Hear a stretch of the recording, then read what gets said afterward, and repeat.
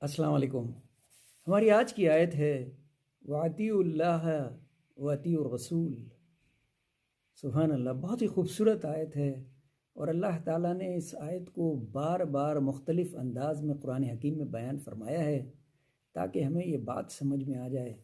اس کا مطلب بہت سیدھا ہے، وَأَطِیعُوا اللَّهَ، اللہ کی اطاعت کرو، وَأَطِیعُوا الرَّسُولَ، اور رسولوں کا حکم مانو یا ان کی اطاعت کرو۔ اللہ تعالیٰ نے فرما دیا کہ میرے لیے میرے تمام رسول برابر ہیں، تمہیں ان سب کا احترام اور اطاعت تم پر لازم ہے۔ اور اللہ تعالیٰ نے یہ بات بار بار زور دے کے کیوں کہی؟